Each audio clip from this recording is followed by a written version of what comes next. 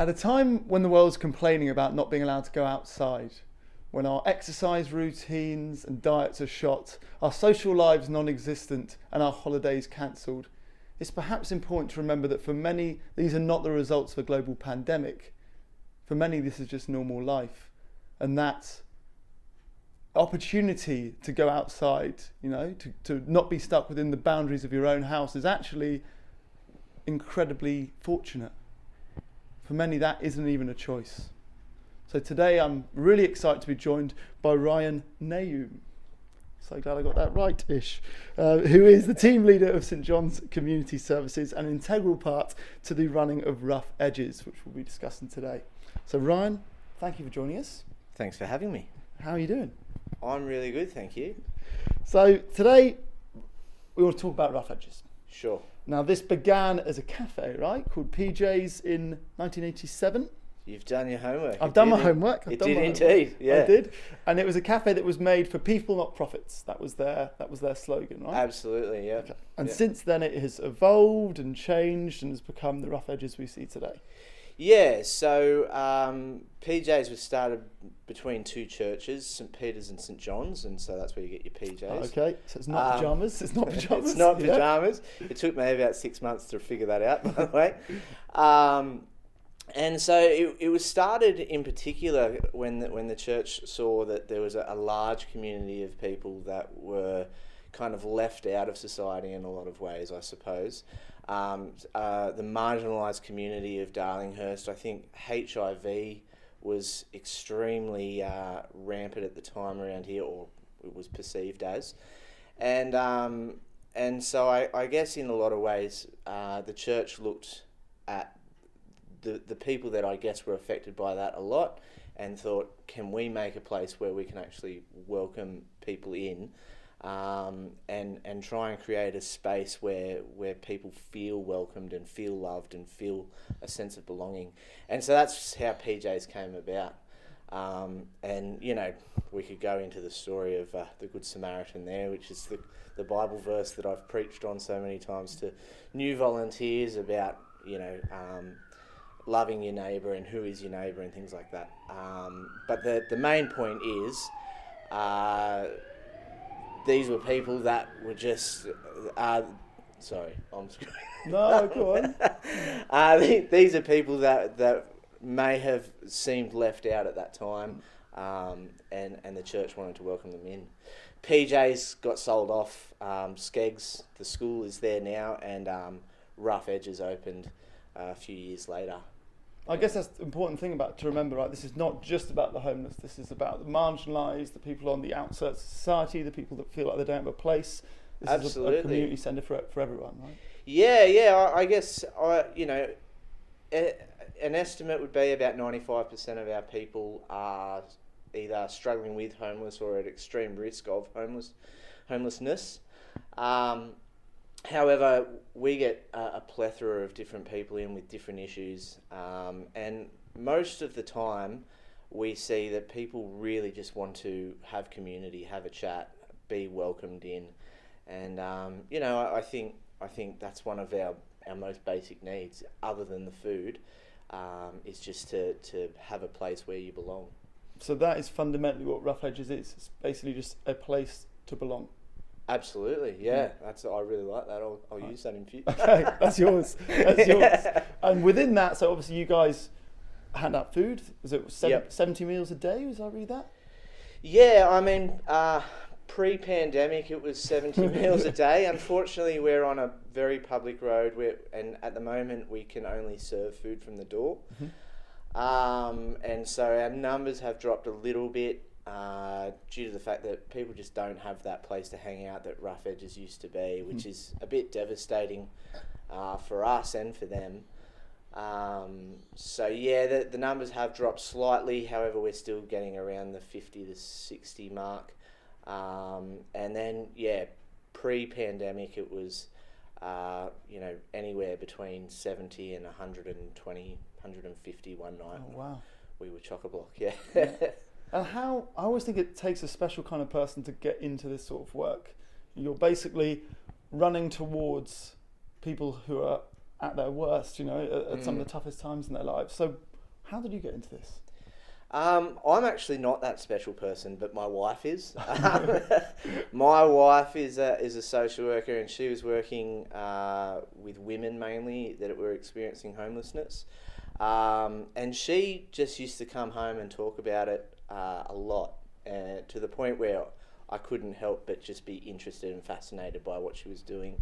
And then a job came up in her work in a different department, and I went for it and got it. And it's kind of just evolved from there. It's, you know, I tend to think, you know, it takes a pretty big step of faith, if you like. But once you're in, it's so easy to get so passionate about this kind of work, you know. It's so easy to just be absolutely spurred on by, I guess the people you meet, the amazing stories they have, and just the misinformation you hear, you know, that's been amazing, is understanding from a different point of view now what it is to be homeless, or why people are homeless in the first place. That is just completely revolutionised in my mind through working in this kind of work.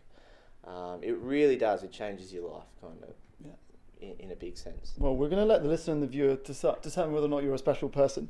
But I think there was something that you said in a video that I saw on the website, which I found incredibly inspiring, which was that you said that you're not aiming to rescue or take over the homeless. You're not trying to fix their problems, but to travel next to them.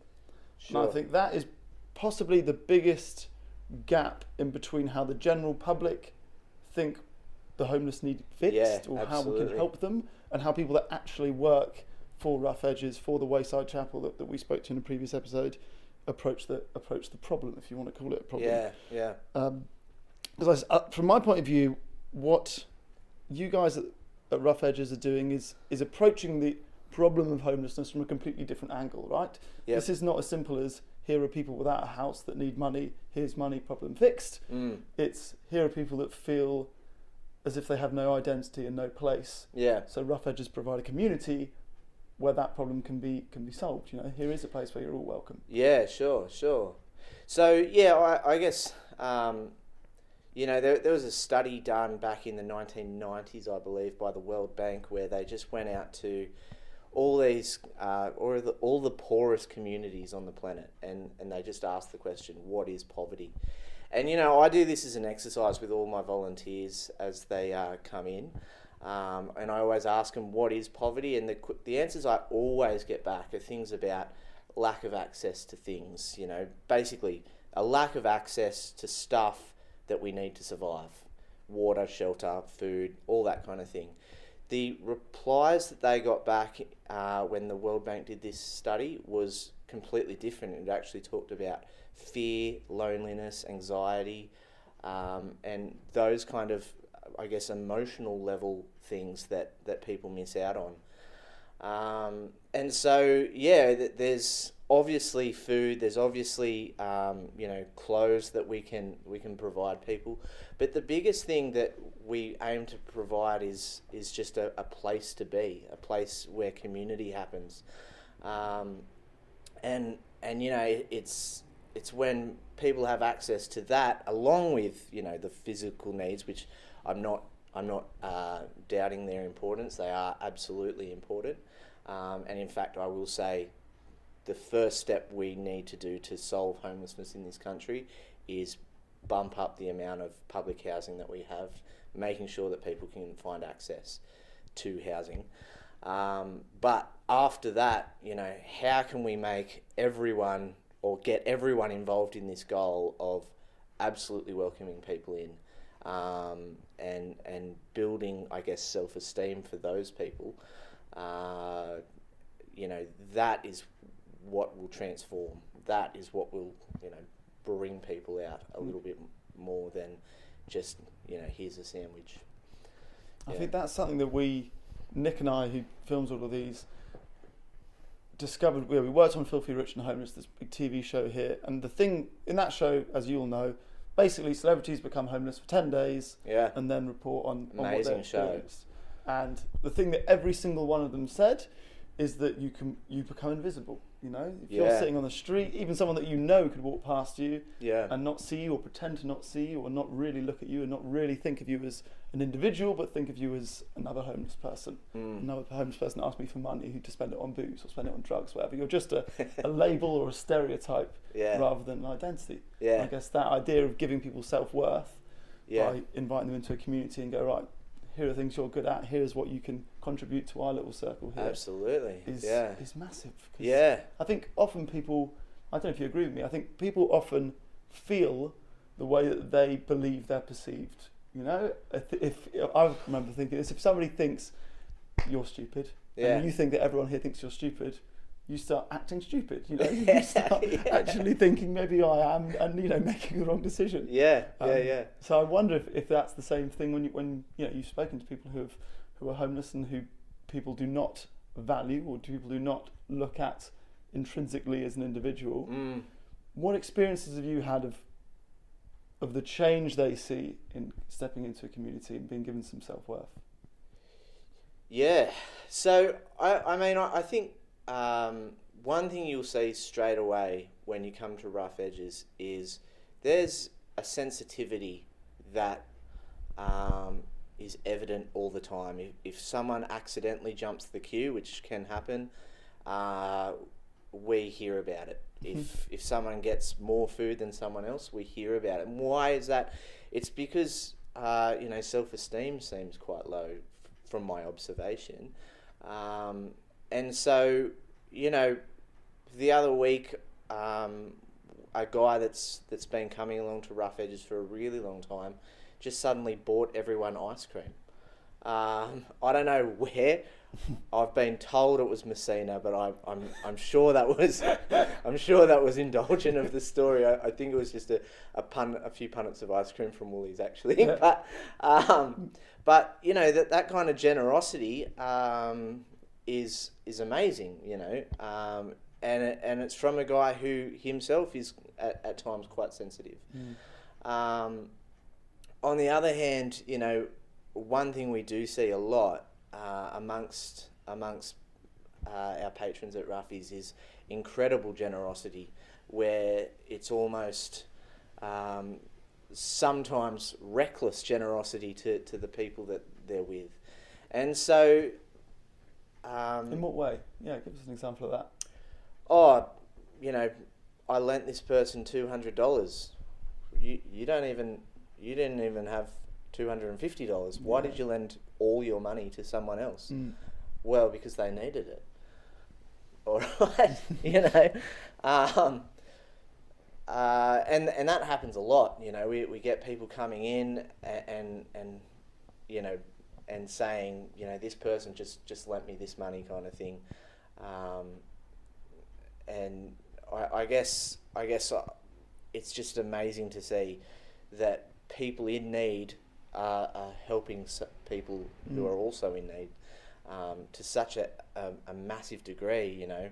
I get cranky when I have to give $100 over to a charity. I don't get cranky, but I very much think twice about it. And I've got, you know, a lot more money to give away. I don't have plenty of money, but I have more. And you know, I see all the time that people are happy to help each other out in that sense. And these are people that are, in fact, living on the street, rough sleeping, or just housed, or you know, in housing. Yeah. They don't have plenty to give away, and yet they give it away. So, yeah, I guess creating that community, you know, really plays a part in all of this. Building up that kind of self-esteem, that kind of generosity, it's huge. Yeah. Well, it seems if you can create a space in which the homeless are helping the homeless, because in a way you and I can try and help, but we haven't got a clue. You know, in a way we haven't experienced it. We don't actually know the ins and outs of living rough. Yeah. And if you can, you know, create a space where they can go and say, you know what, here's a few good tips, here's a bit of money, this is what I would do here, this is what I would do there. You know, what an amazing effect that would have in the long term.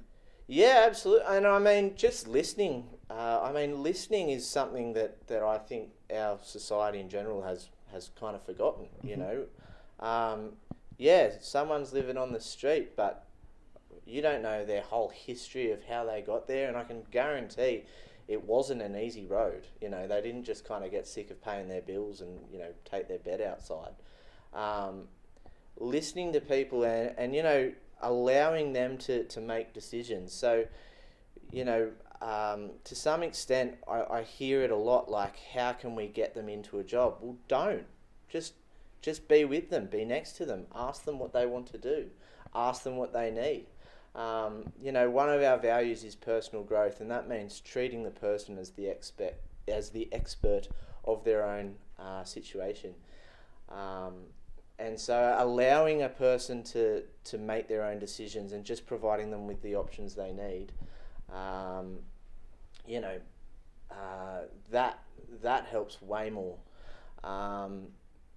So yeah, and definitely seeing homeless people, helping homeless people is you know, it happens whether we're there or not, to be totally honest. I asked a guy the other day, what is it like just being homeless? And he says, at times it's horrible, other times it's amazing because of the people you meet. Yeah. So yeah, there's definitely that aspect, definitely a place where people are there for each other in that community. It seems that's the biggest currency at Rough Edges, that the way to treat people, what you're trying to teach and encourage is compassion. Yeah, absolutely. That is the way to go about treating people who are experiencing these sort of effects. It's not by throwing money at them, it's not trying to fix their problems, it's not going, let's give you a job.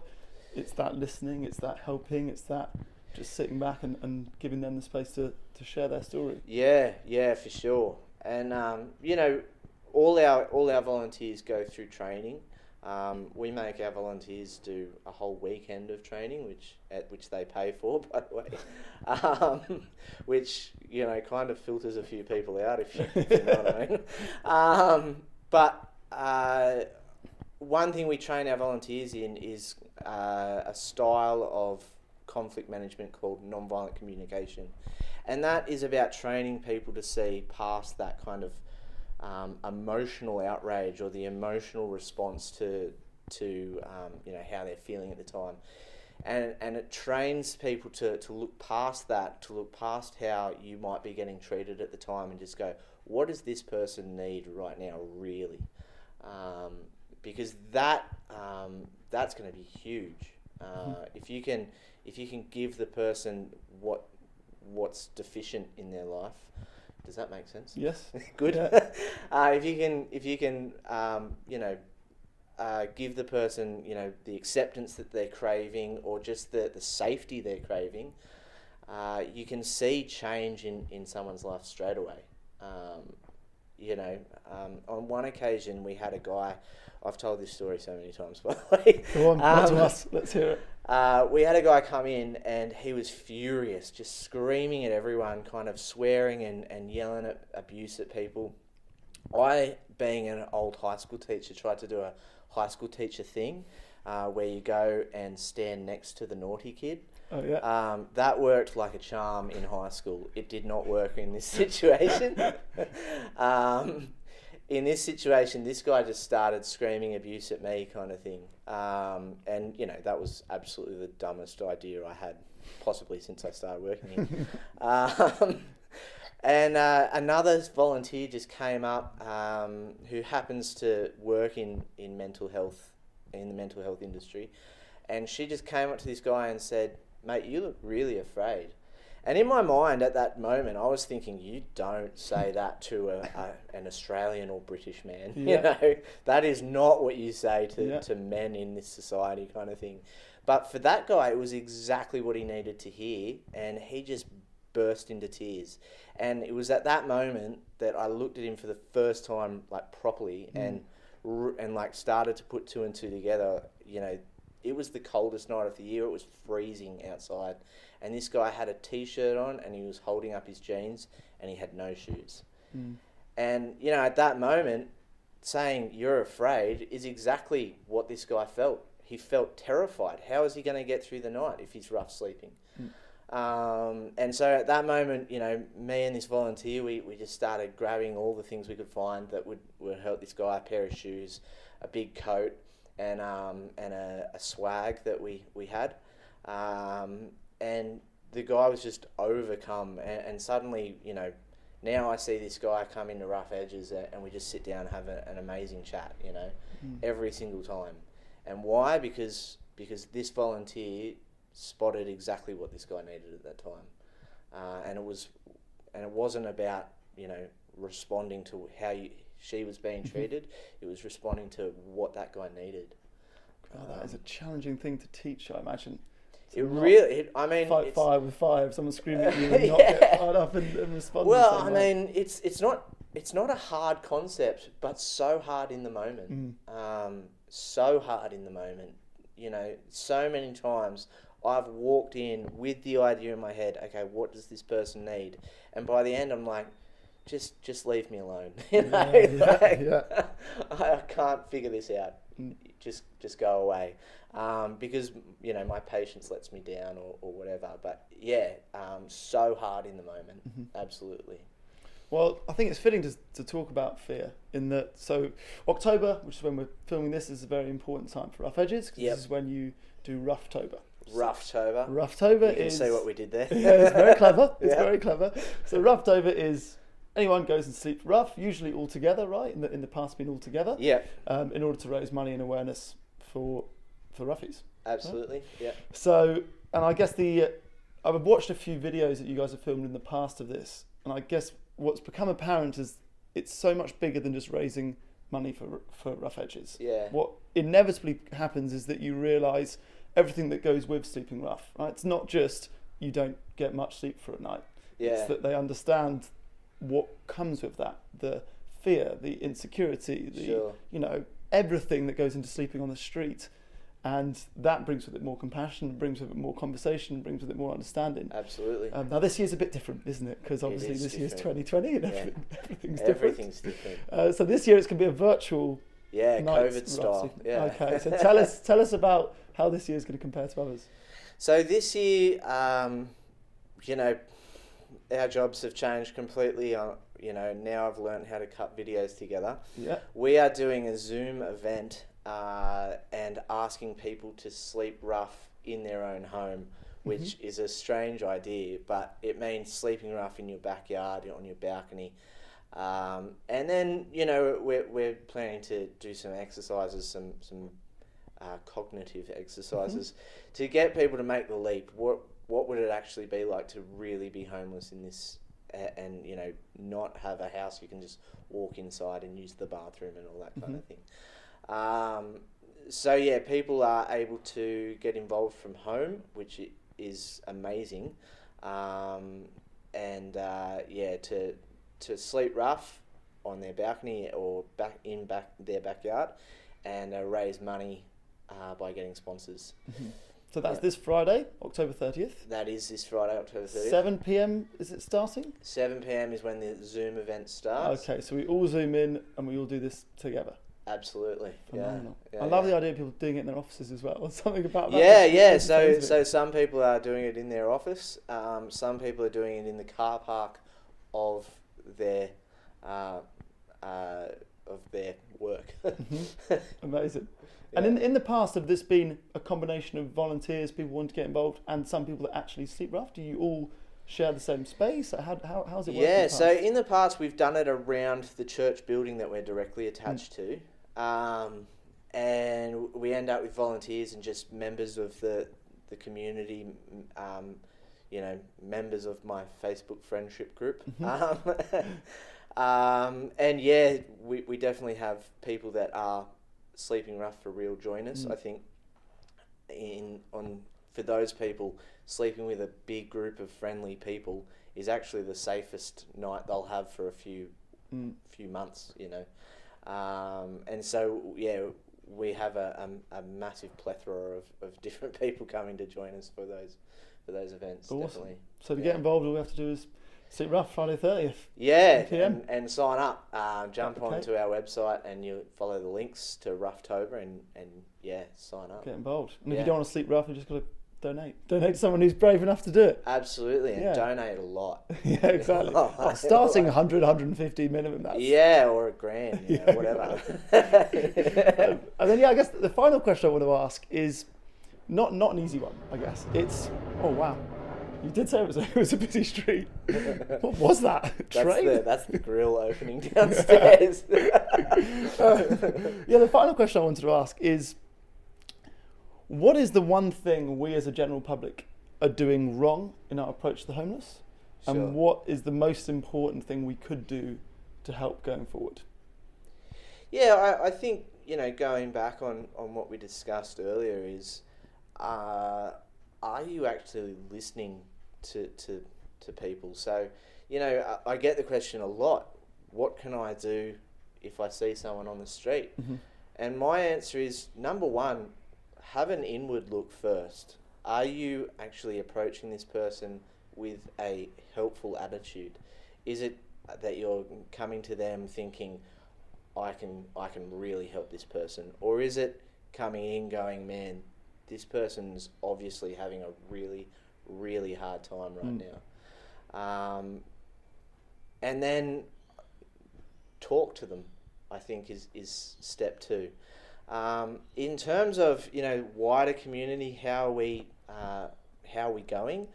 I think the first step is making sure our perception of homelessness is correct. Mm-hmm. You know, once that happens, once the majority of people are on the right track with that, in terms of the perception of homelessness and how to actually solve the problem, then, you know, I think we're going to be a lot better off. I think moving forward, you know, it will bring about the right kind of action. But I definitely don't believe we're there yet. Mm-hmm. I think we've got a long way to go. And I think, you know, shows like Filthy Rich and Homeless are exactly what we need to be doing. Exactly, you know, finding what the truth is about the situation and promoting it. So I think that was a fantastic show. Mm-hmm. I would definitely say education here is the key.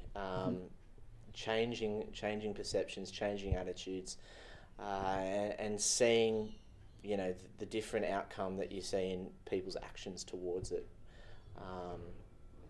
And then, as I said before, I think housing needs to bump up. We need to really put a lot of time and effort into that. And note that I think the statistic is, you know, having someone on the street is actually much more expensive than having them housed. And that blows my mind. Wow. You know, if that wasn't,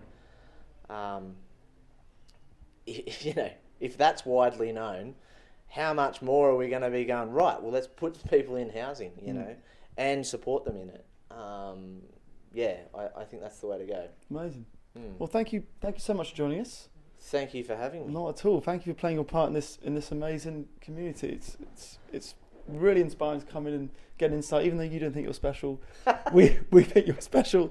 We think you're special too. We think you're special.